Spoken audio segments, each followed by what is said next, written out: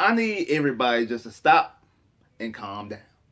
Take a moment, just chill, calm down. It's going to be okay. It's going to be okay. I'm explaining, but it's going to be okay. What's up, YouTube? We boy back once again with another sport topic, and today we're going to talk some football, Houston Texans football. Today we're going to talk about what the Houston Texans plans are for the 2022 NFL season, and also for the future plans for the franchise going forward. We're going to talk about, we're going to break it down, because once people start discussing what the plan actually is, it's like the fan base splits. You have some people like, no, don't say nothing like that. Stop that. That's absurd. They're not going to do that. Please don't say that. And they get upset with it. And you get the other people be like, yeah, that makes a lot of sense. I understand that. Woo, woo, woo. I understand. I get it. And I think it's mostly because of a misinterpretation. I think people are misinterpreting what the plan actually is. When they hear it, they think one thing instead of thinking what it actually is. So I'm going to break it down. But before we get into that, like I've been telling y'all, hey, if you liking the content and you liking the channel, make sure you subscribe to the channel. Make sure you comment on all the videos. Make sure you're liking all the videos. Make sure you're sharing all the videos. All social media platforms, Instagram, Twitter, Facebook, TikTok, Snapchat, any social media platform you use, make sure you're sharing it on there. Also, follow me on social media. The links in the description below. We're giving away 30 days free Amazon Prime. If you sign up to Amazon Prime, you get 30 days free. So make sure you sign up to Amazon Prime. Get your 30 days free. Make sure you hit them links in the description. Follow me on social media. And also, like I say, share this video, comment on this video, like the channel, share the channel, comment on the channel, do all that, subscribe to the channel, do all that right there. So let's talk about it. Anyway, so let's talk about it. What the Houston Texans plans are going forward. And I think the Houston Texans plans are going forward because, we see a lot of the things of, like, rankings of the Texans being the 31st team or the 32nd team in the NFL. A lot of mock drafts, future mock drafts, had the Houston Texans picking first, had them taking C.J. Stroud, #1 overall in the draft next year. Like, so a lot of things have us. I think the highest I've seen us is 30. I haven't seen the Texans. I don't even think I've seen the Texans at 29. I know I've seen them at 32 majority, and I've seen a couple at 31. I think I might have seen one at 30. And when the schedule came out, I came on record and said I think the Texans are going to win between 5 and 6 games. I don't think they're going to be the worst team in the NFL, but I don't think they're going to be very good either. Even though I'm very hyped about this past draft, and I think they're trending in the right direction, but I don't think they're there yet. And all that is what I'm trying to get to, is like what I want to get to people to understand is that I don't think that, especially for 2022, winning is the priority for the Houston Texans. But I don't think that means they're tanking. See, when people hear people say that winning is not a priority for the Houston Texans, people automatically assume you mean they're tanking. And you got people out there, oh, I don't want to tank it. We not tanking. I don't think the Texans are tanking. There's a difference between tanking and then winning being the priority. Yes, in a grand scheme of that, yes, I understand. Winning is the name of the game. You play to win the game. Like Hermel was famously said, you play to win the game. I understand that. I agree with that. That is the ultimate goal, is to win. The ultimate goal is to win the Super Bowl. I get that. And I think if the Texans happen to win, they will accept it. Like, I'm not saying, if the Texans won and made the playoffs, or got far in the playoffs, or went to a Super Bowl, or won a Super Bowl, they're going to turn that away. I'm not saying that. But I don't think they're tanking. I don't think they're tanking the same notion. I think that they're trying to position themselves to make sure that these picks are high, that they'll be able to fill out this roster, plug a lot of holes, and be able to be a dominant team going forward, to build something going forward, building it basically from the ground up. Because if they were tanking, I don't even think Davis Mills would be the starting quarterback. They would be starting Jeff Driscoll. Like if they were tanking, if they were openly tanking, they would go out there and put the worst product out there. If they were openly tanking, but in the same notion, I don't think they're committed to winning right now, because if that was the case, instead of drafting some of the players that they drafted, they would went out there and they would trade it for A.J. Brown, or went out there and traded for Deebo Samuels. If they were trying to win right now, like to push all their eggs in their basket, like Philly going out there trading for A.J. Brown because they're trying to find out about Jalen Hurts and they want to win right now. A couple years ago, who was that? Buffalo go out there and trade it for Stephon Diggs, because they're trying to win right now. Like those teams are trying to win today. Arizona Cardinals going out there trading for Hollywood Brown. They're trying to win right now. Denver going out there trading for Russell Wilson. They're trying to win right now. Even the Cleveland Browns trading for Deshaun Watson. They're trying to win right now. These teams are trying to win right now, today. Their ultimate goal is to win this season. The Texans' goal is to win, but not win right now. If they win right now, cool. They accept it. But what their main objective is to find out about the players. And their main objective is to develop the players that are already on their roster.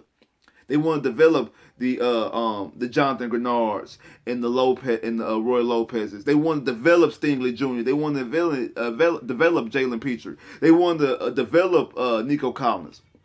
They want to develop Davis Mills. Because ultimately, if the best case scenario for the Texans is if Davis Mills goes out there and proves that he's the guy. If Davis Mills go out there and for a shadow of a doubt legitimately proves that he's the guy going forward, that he's the guy what a lot of people in Mills Mafia believes he is, that's the best case for the Texans. Ultimate best case, Texans win the Super Bowl and Deshaun Watson gets suspended for the season, and the Cleveland Browns have the worst record in the NFL, and the Texans simultaneously win the Super Bowl and have the #1 overall pick because of the Deshaun Watson trade. That's the ultimate best thing. But the chance of either one of those things happening are very highly unlikely, even though it might be a little bit closer for Deshaun Watson to get suspended for the whole season. But that's a conversation for another day, probably another video about Deshaun Watson's suspension status and how that directly ties into the Houston Texans and the draft capital they have for the next 2 seasons. But back to what I was saying, if Davis Mills goes out there and actually proves that he's a legitimate guy, that you don't have to go out there, you don't have to draft a Bryce Young, you don't have to go out there and draft a C.J. Stroud. Now you have 4 picks within the next 2 years in the first round, and second round picks and third round picks. I think next year they have 2 threes. Now you have draft capital to move up and down the draft board however you want, or to fill up all these roles. You can get 4 first round draft picks, 6 first round draft picks in the span of 3 years. That's high level talent. I mean, with this year you got 2 top 15 players. I think what they drafted at 15. Kenyon Green, they drafted at 15. This year you drafted Stingley at 3. And then you have the next 2 seasons, like I said, if Davis Mills turns out to be the guy, and if you have those the Patriot game and the second Titan game, if you duplicate that throughout the rest of the season, and you actually have more of that than the Buffalo Bills game or the San Francisco 49ers game, or what's the other game they really didn't look all that well that people try to overhype. I'm not counting the Rams game because we already know that was the complete garbage time. Or the Cardinals games. Like if he had more games like those, then if he has more games like those than the games of the second game against the Titans and the game against the Patriots, then in the Chargers game as well, then you definitely know exactly where you at. And like I said, if he has more of those good games, then you can go out there and get your Willie Andersons next year in the draft. Go out there and get another safety or another corner opposite Derek Stingley Jr. Get some other offensive linemen to help protect Davis Mills. Maybe go out there and get Bijan Robinson, the running back out of Texas. Go out there and get another receiver or a top tight end. You'll be able to do so much because you have 4 first-round draft picks within the next 2 years, 2 in the next 2 seasons. So that definitely helps you out if Davis Mills turns out to be the guy. And like I said, I'm going to reserve all judgment until you will not hear me say anything about Davis Mills until the bye week. I'm going to wait till the bye week. I'm going to give an assessment during the bye week, and then depending on that will be how I would dictate throughout the rest of the season, because I'm going to give him his shot. I'm going to, like I said, I thought he earned his shot by not being, I thought he earned a shot for the Texans not to go out there and draft a quarterback, which would have been a mistake. Go out there and draft a quarterback. As you've seen in the draft, only 1 quarterback was taken in the first round, in the first 2 rounds, and he was taken 20th in the first round, and then the other quarterbacks didn't get taken into the third round. And then don't go out there and try to trade or get a quarterback in free agents like a Baker Mayfield or Jimmy Garoppolo or things like that. So I definitely thought they made the right decision. He earned his right to start. So I'm going to give him his shot. I'm going to give him a shot because, truth be told, I know for all the heat, for how I feel about Davis Mills as of right now, people have it misconstrued. I actually want Davis Mills to do well because, like I said, if Davis Mills actually does well, we don't have to draft a quarterback. We don't. We will have all this future draft capital to help us become a actual good football team, a dominant football team going forward, a team that has a lot of talent. I don't want to be the team like the Texans have been previously, have a lot of talent with no quarterback. And then once you finally get your quarterback, the talent starts getting older, or you have to like contract disputes and contract cuts and things like that, and now you end up with a good quarterback with a bad roster, or you have a good roster with no quarterback. I'm tired of being there. I want to be somewhere in the middle. I want to have a decent roster with a legitimate quarterback, so I actually have a legitimate shot to win a championship. Now, like I said, people get this thing misconstrued and misunderstood when I tell people and say that the Texans' goal is not to win. Their goal is to develop the talent that they have on the field, to evaluate the talent and develop the talent. Okay, this is a guy we can develop. This is a guy who is not cutting the mustard. We're going to get him out of here and we're going to bring somebody else in. And I kind of like the way Nick's attitude is. Like Nick said that after the draft, and when people out there giving him give him a round of applause and telling him how good he did in draft, he's like, hey, these guys ain't played. I don't care about draft grades. And he actually had a good draft grade. It's one thing to say, I don't care about draft grades when you have a failing grade or a mediocre grade. When people are giving you, hey, you did an A1 job on the draft, and you telling me, I don't care about no draft grades. These guys ain't stepped on the field yet. Because we going to see what these guys do when they step on the field. And if they don't pan out, we'll just bring somebody else in. I like that. Also like the way he targeting players who football is first. You don't have. I have no problem with guys want to do things outside the field. I have no problem with guys. I like to see my star players, especially if they're good star players, to get movies and television commercials and things like that. Get their endorsements and be household names and be stars. I understand that. I actually like that. I like to see my players for my teams doing other things. I mean, I'll go see a movie if a Texans on it or Orlando Magic is in it and things like that. I like to see that type of thing, but at the same time, it's when those Hollywood things are your focus and it's not on what's making you the money. It's not like, because it's like you're not making millions of dollars in Hollywood yet. You'll be making millions of dollars in the NFL or in the NBA. That's why you here. That's why you even known, like a Johnny Manziel. Once Johnny Manziel put football up, John Manziel's an afterthought. But when John Manziel was in Texas A&M, he was the biggest star walking around. But once he wasn't playing football no more, nobody cares about Johnny Manziel. So football has to remain first. And he said that he wants people who have he don't care about anything else. That football is first. And then you hear people like Jalen Petrie talking about how he wants to learn everything he can learn about being the best safety he can be. He wants to play in the box. He wants to get his hands on football. Football is first for him. And when you hear players say stuff like that, and you hear what Nick is also saying, you're like, all right, cool.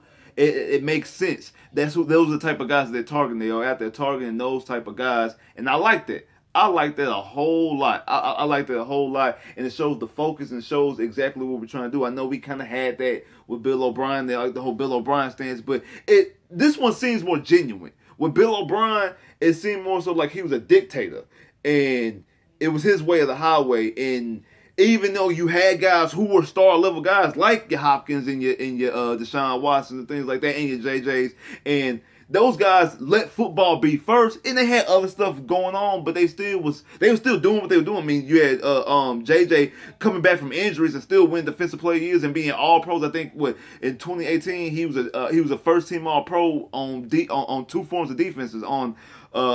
He's an edge rusher and an All Pro on his interior lineman. Hopkins would make 4 straight first team All Pros, and Deshaun Watson was doing what they was doing. So football things weren't distracting to them. But it seemed like Bill O'Brien still wanted to be a hard nose and wanted to be a dictator to the situation. This right here seems like it's a little bit more genuine. This one seems like it's a little bit more football based. I'm cool with that. Like I said, after the draft, I tolerate no Nick Caserio slander as of right now because I liked what he did with the draft. And I'm not even if this draft doesn't pan out, I'll put that more so on me in my evaluation process because I liked everybody, pretty much everybody that he drafted. I was on board with them drafted. Nobody really like, nah, they shouldn't have did that. Nah, like I said, I might have wanted I might want to Kyle Hamilton because, like I said, I had Kyle Hamilton rated high on my board. But I am cool with Jalen Petrie. That's a cool consolation prize. I'm not tripping. I actually understand you going out there and drafting Kenyon Green, getting offensive lineman. I understand that way you can have your two bookend, you have your two tackles and let them play tackle. Stop trying to move them all around the offensive line, have them play tackle, and you use Kenyon Green to play on the offensive line. So I actually like that. I actually like that aspect of it. So, in all, like I said, I think the Texans are, like I said, that's the direction that they're leaning in. They're trying to make sure they develop all the talent going forward. That's their main goal. Yes, winning. Yes, hey, if they win, they have no problem. They're not going to openly tank games. See, that's the difference between tanking and not going out there to win. Well, the goal is not to win. The goal is to go out there to develop the talent that's on the field, to properly evaluate, and to properly develop. Now, if winning happens and actually when you properly evaluate and you properly develop, winning is a byproduct of that. Like that's what happens when you evaluate successfully and when you evaluate successfully and when you have your players progress in a successful manner and they get progress and they get better and better and better. Winning is a byproduct of that. That's what happens. You end up winning. The goal is to do those two things and then winning comes with that. That's what happens. They're not going out to the tank. So when I say winning is not the priority, I'm not saying they're going out to the tank because if that was the case, Driscoll would be the starting quarterback. They were brought back. What you call it? Brex Burkhead will probably be the starting running back. Maybe might end up being the starter. I think more likely be Marlon Mack to start the season off. But you get what I'm saying. Like you will have the lesser tier guys you know have no business being on the starting on the roster. Starting. I know we still got Eric Murray out there, so I know there is still that. But you will have more of that going on than what you actually have. Is you have young guys going out there with talent, with skills that you want to know about. You want to know. You want to know, can Roy Lopez really be every down defensive tackle?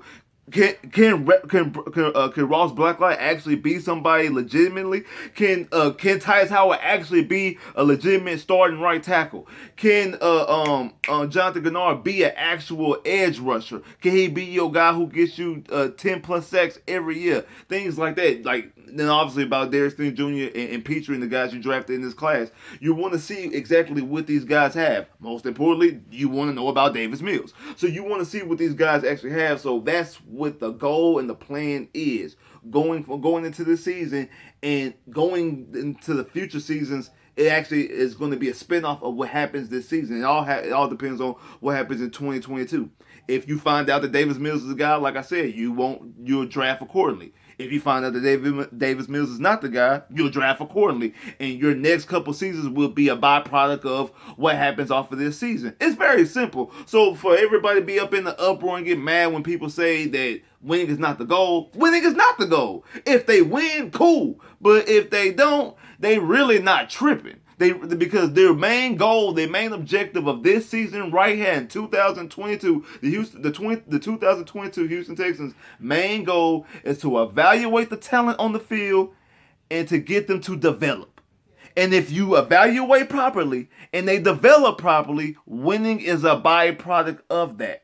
That is what's going to happen this season. That is the plan going into this season. They're not going in there, we about to win the AFC South. We're going, if they win the AFC South, they're not going to turn it away. It's not like, snap, we about to win the AFC South. Hey, everybody, we going to send all the backers out there because we were trying to tank this season. That's not what's going to happen. If winning the AFC South is obtainable, then they'll do it. They'll do it because obviously one or two things will happen. Either the division has gotten real bad, which I kind of think it is, or you will have your guys actually develop. You start seeing good development in your young core, and probably could be a combination of both.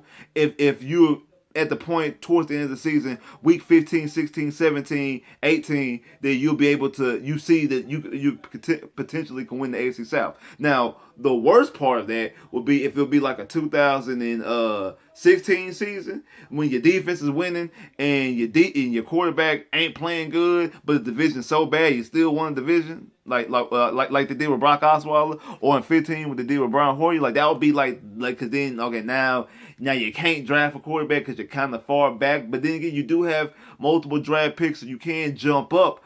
But you in this year's draft, you'll probably have to jump up to 3 because I don't think that C.J. Stroud or Bryce Young is falling out of the top 5. I don't think they're going to fall top 5. I mean, like in going into the 2017 draft, both Deshaun Watson and Patrick Mahomes fell into. Patrick Mahomes went 10th and Deshaun went 12th. And both teams both the Texans and the Chiefs had to jump up to get said players. So I don't think a situation. I don't think it's going to be like that. I think it's more teams who need quarterbacks coming into the season. Showed you by the whole Deshaun Watson thing, like the Carolina Panthers, like the Seattle Seahawks, like the New York Giants, like the New Orleans Saints, like those teams that like the Detroit Lions.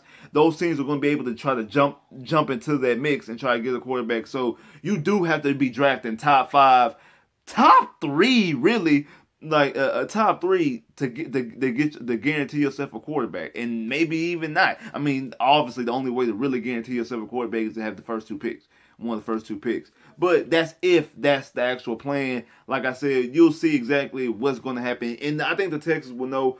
Me personally, I would know by the bye week. That'll be week 6. I will know by week 6. That's why I say I'm not going to say anything until week 6. I'm not going to do any bashing anything until week 6. Once the bye week gets here, during the bye week, I'm gonna evaluate what I've seen throughout the first 5 games, and I'm also evaluate what we seen last year, and I'll have my legitimate opinion, and it will go throughout the rest of the season. Might change throughout the season, who knows? But that's where I'm at when it comes to that. But like I've been telling y'all, like I say, the Houston Texans' plan is to develop and is to evaluate and develop their young talent. It's not to win today. They're not trying to win a Super Bowl this year. If they win, cool. But they're not. That's not the plan. And they're not tanking. For people like that, I don't think they're tanking either. I just think that they're trying to, like I say, develop and evaluate. That's what they're trying to do. Like, share, subscribe if you haven't. Comment below if you haven't. Click that bell, get more videos. I holla.